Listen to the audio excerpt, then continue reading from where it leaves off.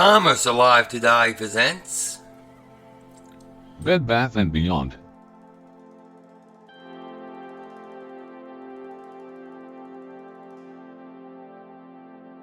The driving force behind Bed Bath & Beyond was the partnership between founders Leonard Feinstein and Warren Eisenberg. Both men possessed over a decade of retail experience in 1971 when they formed Bed & Bath, a small chain of specialty linen and bath shops in suburban New York. As employees in management positions at Arlen's, a discount chain that fell on hard times during the early 1970s, the two sensed an essential change in retailing trends. We had witnessed the department store shakeout and knew that specialty stores were going to be the next wave of retailing, Feinstein told chain store executive in 1993. He added it was the beginning of the designer approach to linens and housewares, and we saw a real window of opportunity. Bed & Bath's first two 2,000-square-foot stores were located in high-traffic strip malls and carried such brand names as Cannon Wamsuda and Fieldcrest, as well as a line of lower-priced linens and bath towels. During the 1970s, Bed & Bath expanded at a healthy pace, and by 1985 the chain had grown to 17 stores located in New York, New Jersey, Connecticut, and California. During this time, however, a number of similar bath and bed specialty shops had opened. What had begun as a niche market was growing increasingly competitive as retailers sensed a cocooning trend among baby boomers. Specialty chains such as Linens and Things, Pacific Linens, and Luxury Linens sprang up to tap into this new market. Feinstein and Eisenberg opened their first superstore in 1985 in an effort to set themselves apart from the sudden wave of competition that had appeared. The new superstore was revolutionary in a number of ways. Over 10 times the size of Bed & Bath's original shop, this 20,000-square-foot outlet offered a comprehensive line of home furnishings in addition to Bed & Bath's traditional linens and bath products. While most department stores and specialty shops offered only a few select brands, Bed & Bath's superstore offered seemingly every possible color, style, and size of each product.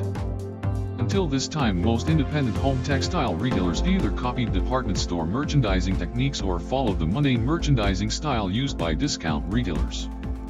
Eisenberg and Feinstein did neither. Bed & Bath, along with chains such as Toys R Us and Blockbuster Video, became pioneering category killers, large specialty retail outlets that beat their competition by offering virtually every possible product in their specific category at everyday low prices. Other than semi-annual clearances to reduce inventory, the company never held sales. They claimed that their prices were already lower than other stores' sale prices. In 1987, Eisenberg and Feinstein changed the name of their organization to Bed Bath & Beyond in order to more accurately reflect their superstore format. By 1991, Bed Bath & Beyond had opened 7 new superstores in New Jersey, California, Virginia, Illinois, Maryland, and Florida, and expanded 2 existing stores into the superstore format. Sales reached $134 million that year, generating earnings of $10.4 million. Eisenberg and Feinstein funneled the revenue back into the company. The company's success was considered unusual for the home products industry. As one analyst said, Bed Bath & Beyond took a less than strong category and made it important. It did so by making ordinary household products seem exciting, even romantic. Customer service was an essential part of this marketing strategy. The company strove to build word of mouth by advertising through a unique combination of family atmosphere and attentive customer service. Both management and sales personnel worked the floor, arranging merchandise displays, helping shoppers carry products, and otherwise making themselves useful. According to Fortune, even Feinstein and Eisenberg would gather on the floor on Saturday to tidy merchandise and pick up bits of litter. Checkout waiting time was reduced by increasing the number of cash registers, and the company developed a policy wherein if the store was out of a desired product, Bed Bath & Beyond would deliver it to the customer's home free of charge. Due to this strategy, Bed Bath & Beyond was able to keep paid advertising to a minimum. The company often saturated the market with advertising when a new store opened and successfully relied on word of mouth to keep customers coming in. Another important aspect of Bed Bath & Beyond's success was its merchandise layout. Related product lines were grouped together, giving the impression that the store was comprised of several individual specialty stores for different product lines according to company literature. To to encourage impulse buying. Seasonal products and other impulse items were arranged up front. Further back, products were grouped on enormous vertical displays that reached to the ceiling. Such arrangements were designed to make it easier for customers to locate product and also to reinforce the perception that Bed Bath & Beyond offered an enormous assortment of goods. Feinstein & Eisenberg also took an unusual hands-off approach to management. Bed Bath & Beyond employed no vice presidents. Instead, store managers were given autonomy to cut prices to meet local competition or to try new marketing plans with the consent of the district manager. Within each store, new departments could be created and existing departments could be expanded or reduced as needed to respond to marketing trends. This decentralization approach permeated all aspects of Bed Bath & Beyond's management. The company had no central warehouses. Goods were delivered directly to stores where they either entered on-site inventory areas or went directly to the floor. This greatly reduced inventory costs and also gave store managers greater control over the flow of goods through the store. These management strategies provided Bed Bath & Beyond with one of the retail trade's strongest return on sales during the early 1990s. Out of every $100 in sales, Bed Bath & Beyond retained $7.36. The company's growth soared in the early 1990s, fueled by its ability to tap into hot marketing trends. Between 1989 and 1993, Bed Bath & Beyond increased its number of stores from 24 to 38 in 11 states. Bed Bath & Beyond went public on the Nasdaq exchange in June 1992, trading at $17 per share. The company immediately became a Wall Street favorite, fueled by a rush of media coverage and the successful launch of a new Manhattan store. Analysts noted that given the popularity of the merchandising concept that the company was championing, the timing to go public was ideal. By May 1993, shares were trading around $32 as the company announced record sales for the year, $216.7 million in sales with earnings of $15.9 million. As proof of Bed Bath & Beyond's status as a trendsetter, one needed only to examine the success of its Manhattan store. The store opened in November 1992 in what had been an abandoned graffiti-covered department store at the heart of a dismal section of the city known as Ladies' Mile. At the beginning of the 20th century, Ladies' Mile had been a booming retail center, revered as the place where upscale fashionable ladies bought their clothing. By 1990, despite its desirable location in the center of Manhattan, the district was a mess. When Bed Bath & Beyond opened, however, it kindled a renaissance of the neighborhood. Within a year, a number of other superstores, including Barnes & Noble Books, Today's Man Menswear, and Staples, a discount office supply chain, had also renovated boarded-up old emporiums. Bed Bath & Beyond added 30,000 more square feet to the store, and it became the company's flagship store site, where new merchandising concepts were given trial runs.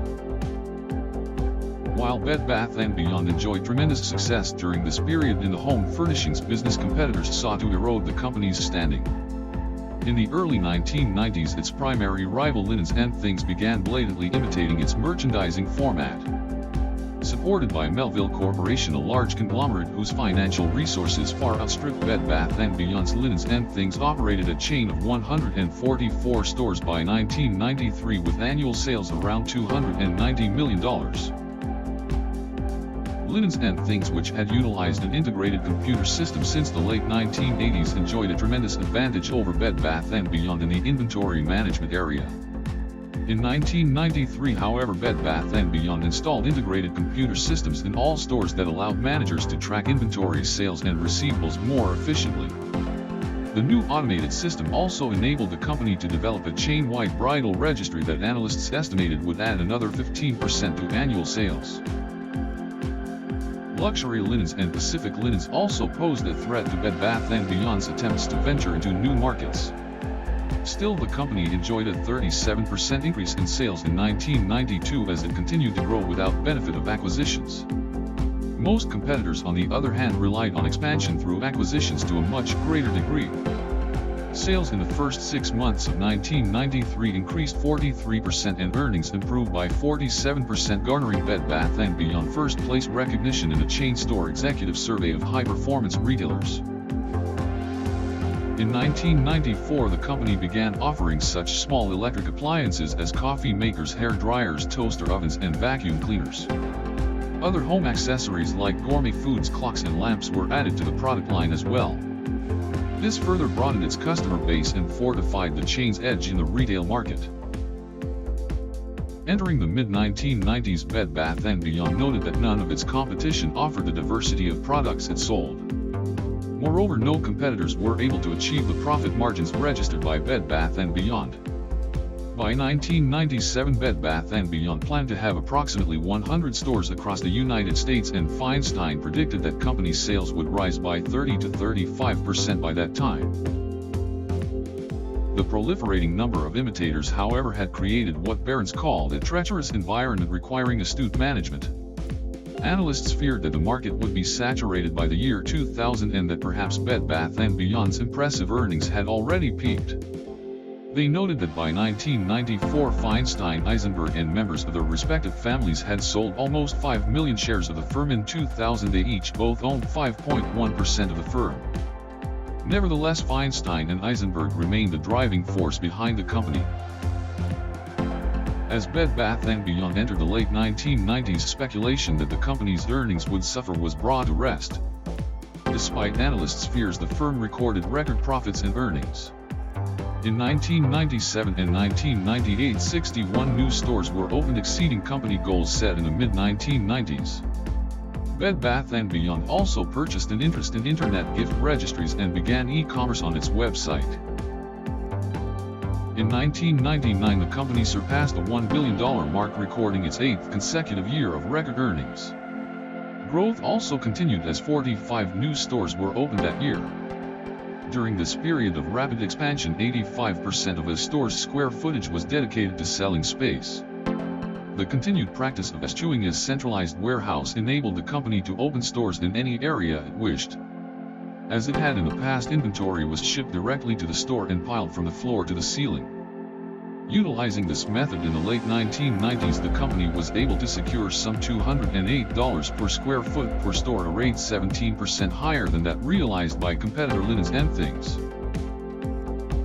As Bed Bath & Beyond entered the new millennium, it operated over 250 stores and had expanded into Rhode Island, Idaho, Maine, Mississippi, and North Dakota. With no debt, the company utilized cash flow for expansion. The firm's stock consistently grew since its launch in 1992, and analysts predicted its growth would continue. In July 2000, the company announced a 2-for-1 stock split. Bed Bath & Beyond's success was apparent as the firm ended the year with over $2 billion in sales and a store count of over 343 states. Its discount prices, warehouse merchandising style, conservative advertising budgets, and highly successful website helped secure record earnings and profits for the company, and management anticipated similar results in the future. The firm planned to open 80 new stores in 2001, a total of 2.4 million square feet. With co-CEOs Feinstein and Eisenberg, the pair reportedly spoke on a daily basis and were the executors of each other's estates at the helm of a 30-year-old company. Bed Bath & Beyond's continued success in the future seemed evident.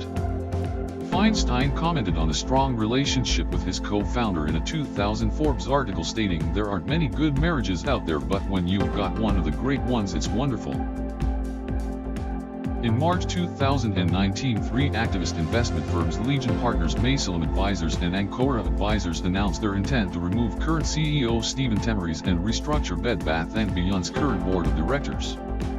The activist investors highlighted several instances of perceived nepotism, including the acquisition of Bye Bye Baby, which was founded by two of Bed Bath & Beyond co-founder Leonard Feinstein's children, and the acquisition of Chef Central, which was created by co-founder Warren Eisenberg's son, as examples of poor business practices at Bed Bath & Beyond.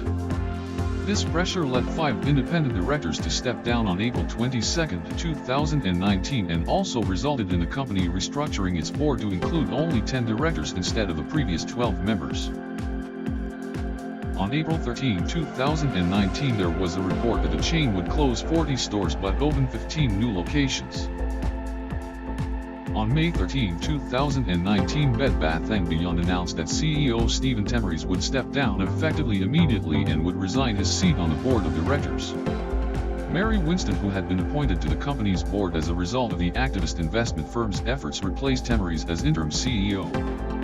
On November 4, 2019, Mark Tritton, who was previously Target's Chief Merchandising Officer, started as Bed Bath & Beyond CEO. The company, which had for decades used coupon mailers and other promotional discounting tactics to attract consumers, announced in April 2019 that it would reduce its use of promotional coupons and tighten restrictions on their use. To combat declining profitability, Bed Bath & Beyond also announced it was creating private label brands and opening lab stores that focused on home decor, food and drink, and health and beauty products. As of 2019, Bed Bath & Beyond operated approximately 1,530 stores in all 50 U.S. states, as well as in the District of Columbia, Puerto Rico and Canada. In addition to more than 1,020 Bed Bath & Beyond stores, the company also operated approximately 280 Cost Plus World Markets, 100 Buy Baby stores, roughly 80 Christmas tree shops, and more than 50 Harmon stores. Due to the COVID-19 pandemic, the company announced it would close more than 200 stores, about 21% over 2 years. In January 2021, Bed Bath & Beyond announced that they would stop selling MyPillow, citing poor sales. The announcement came in the wake of the January 6 United States Capitol attack and MyPillow CEO Mike Lindell's efforts to overturn the 2020 presidential election, and amidst similar announcements by Kohl's and Wayfair.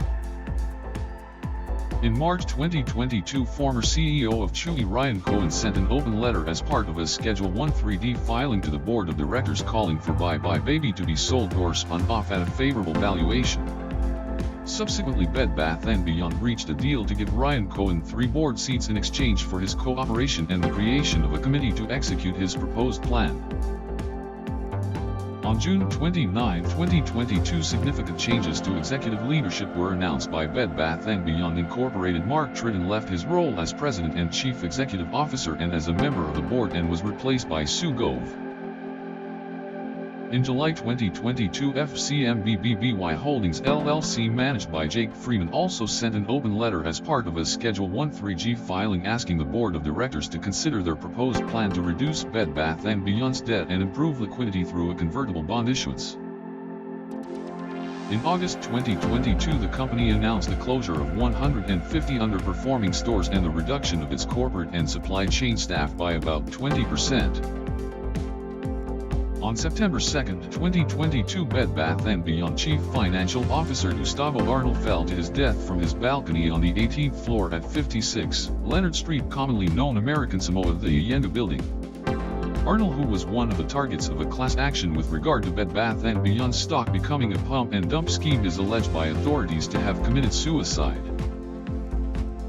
On October 26, 2022, Bed Bath & Beyond Incorporated announced Sue Gove was voted unanimously by the board of directors and would remain as the CEO. The company opened 2023 by warning to investors that it may not survive the year. On January 5, shares of the company plunged almost 30% on the stock market, and the company announced it had substantial doubt in being able to continue to operate as a business. Wall Street analysts predicted that the company, as soon as the weekend of January 7, would file for Chapter 11 bankruptcy. On January 9, the company hired Alex Partners as its new restructuring advisor. On January 26, the company announced some banks had cut its line of credit. On January 27, it was revealed that the company would be permanently closing all of its 52 Harmon brand stores in an attempt to conserve cash.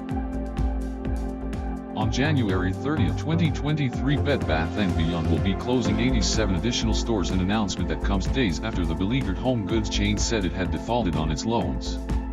The company also plans to close 5 Buy Baby stores as well as all of its Harmon Beauty locations. Bed Bath & Beyond said the closures are being done to increase efficiency as the company works with advisors to consider multiple paths as the retailer tries to turn the business around. On February 7, 2023, Bed Bath & Beyond said it plans to close another 150 stores on top of the 87 stores that they announced on January 30, 2023, as it continues to reorganize its finances. The planned closures announced in a regulatory filing, as the company also said it had struck a deal to raise $1 billion in funding to stave off a bankruptcy filing for now. The fundraising deal was first reported by the Wall Street Journal. The latest round of store closures are happening nationwide, including Norwalk, Connecticut, Fair Lawn, Ohio, Kansas City, Missouri, Santa Ana, California, and Fort Wayne, Indiana, among many others. The company said the new closures build on the previously announced shutdowns of approximately 200 Bed Bath & Beyond stores, including some buybuy BABY locations, as well as the closure of 50 standalone Harmon stores in the U.S. Bed Bath & Beyond says it plans to shut down the Harmon brand entirely. In total, Bed Bath & Beyond will have shuttered 400 stores in the past year, from 760 to about 360, with the company keeping its most profitable stores open in key markets. At its peak in 2017, the storied brand had 1,552 stores open. If this downturn continues, Bed Bath & Beyond will be on its way from fading from the American landscape forever. Home. It's not just a place. Home is a feeling you live in. And when your home is happier, you feel happier. Which means you can celebrate happier, or organize happier, or just be happier. Every room, every moment, everything you need to home. Happier. Bed Bath & Beyond. If you have any fond memories, please indicate it at the comments below. Thanks for watching, subscribe, and like.